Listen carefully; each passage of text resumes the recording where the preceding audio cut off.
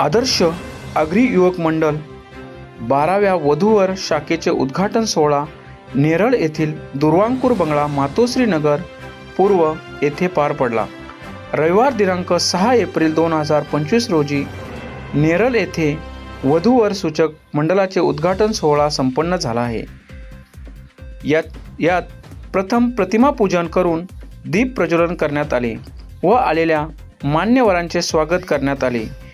नेरळ, कर्जत, खोपोली परिसरातील समस्त आगरी समाजातील युवक युवतींना योग्य तो वर मिळावा यासाठी त्यांनी आपली नावे नोंदणी करून घ्यावी असे आवाहन करण्यात आले।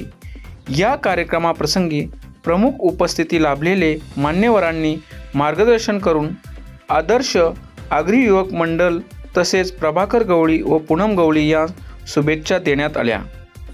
रायगड न्यूज नेरळ प्रतिनिधी रामदास माली।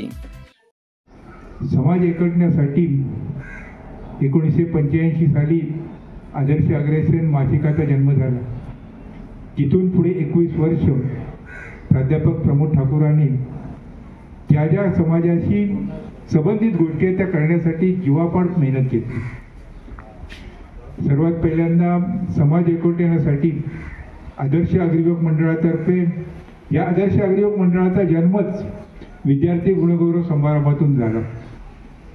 एका विद्यार्थ्यांवर एका संस्थेने अन्याय केला की तो विद्यार्थी गुणवत्ता यादी देऊनही त्याचा सत्कार त्यांनी केला नाही आणि की कुठेतरी चीड रवींद्र नाईक साहेब होते, नरेंद्र म्हात्रे साहेब होते, नागावकर साहेब होते, त्र्यंबक गुरुजी होते, यांच्या मनामध्ये राहिली आणि 1980 साली आदर्श अग्रियुवक मंडळाचा जन्म झाला।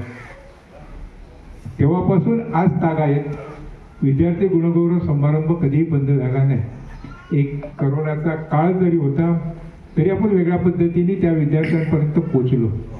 म्हणजे गेल्या 40 वर्षात 45 वर्षात आदर्श अग्रियुवक मंडळ कुठेही कमी पडलं नाही। 1985 साली अग्रसेन मासिकाची कल्पना नरेंद्र म्हात्रेंनी मांडली। प्रमोद ठाकूर, परेश जांभळे अशा वृत्तपत्र क्षेत्रात काम करणारे प्रमोद ठाकूर हे विज्ञानाचे लेखक होते, विज्ञानाचा अभ्यासक होते, विज्ञानाचे प्राध्यापक होते।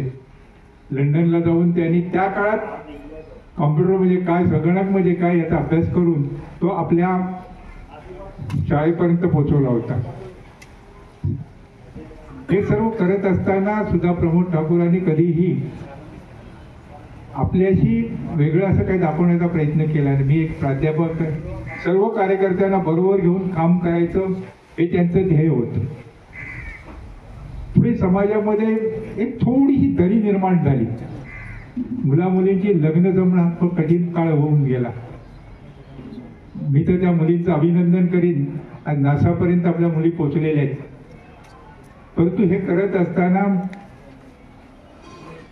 मुलींची लग्न शासनासाठी पालकांना झिजावं लागतं आणि तेव्हा कसं होतं, पूर्वीच्या काळामध्ये ज्यावेळी 45-40 वर्षाच्या अगोदरी आई वडिलांनी बघितलेल्या मुलाबरोबर मुलगी खाली मुंडी घालून लग्न करत होती।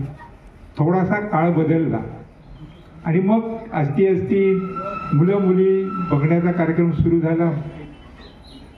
तो मग घरी व्हायचा, कांदे पोहे यायचे, तरी सुद्धा कुठेतरी आई वडील चिमटा काढायचे, नाही या मुलीशीच लग्न करायचं, मुलगा बिचारा हो बोलायचं। काळ बदलत चालला, असती काळ आपण डिजिटल इंडियामध्ये आलो, याला संगणकीय याच्यामध्ये म्हणतो तसं आलो आपण। आणि मुलींनी शिक्षणामध्ये एवढी मोठी झेप घेतली, तुम्ही जेव्हा आता या इथं नावं नोंदणी करत त्याच्यातले काही जगाल, एका मुलीला 2-2, 3-3 लाख रुपये पगार आहे। अर्थात तुमचा 2-3 लाख रुपये पगार असल्यानंतर तुमची अपेक्षाही मोठी आहे, असणारच, असायलाच पाहिजे। परंतु कुठेतरी जुळवून घ्या। आज 30-35